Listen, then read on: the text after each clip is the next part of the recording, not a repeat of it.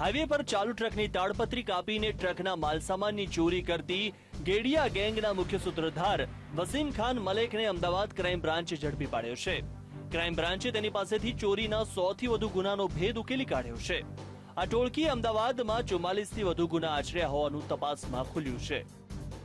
ગેડિયા ગેંગનો મુખ્ય સૂત્રધાર વસીમ ખાન બિસ્મિલ્લા ખાન મલેક રહેવાસી ગેડિયા નાને પકડી પાડવામાં આવ્યો છે।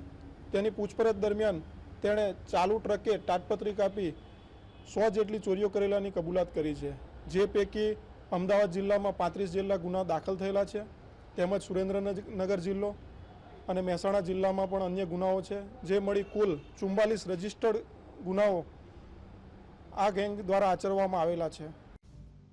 ગેડિયા ગેંગની મોડસ ઓપરેન્ડીથી પોલીસ પણ આશ્ચર્યચકિત થઈ ગઈ હતી। આ ગેંગ પોતાની ગાડી લઈને હાઈવે પર નીકળતી હતી, જ્યાં તેઓ માલ સામગ્રી ભરીને આવતી ટ્રકને ટાર્ગેટ બનાવીને તેનો પીછો કરતા।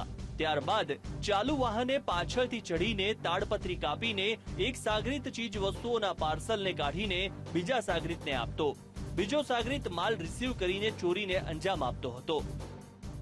આ ગેંગમાં કુલ 7 સભ્યો છે। અન્ય આરોપીઓ પણ સુરેન્દ્રનગરના ગેડિયા ગામના જ છે।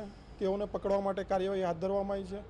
આ ગેંગ સ્કોર્પિયો જેવી ગાડીનો ઉપયોગ ગુનો આચરવામાં કરતી હોય છે। ચાલુ ટ્રકની પાછળ સ્કોર્પિયો ગાડી ચલાવી ચાલુ ગાડીએ બોનેટ ઉપર ચડી બોનેટ ઉપરથી ચાલુ ટ્રક ઉપર ચડી જઈ તાડપત્રી કાપી તેમાંથી ચોરીના ગુના આચરતા હોય છે।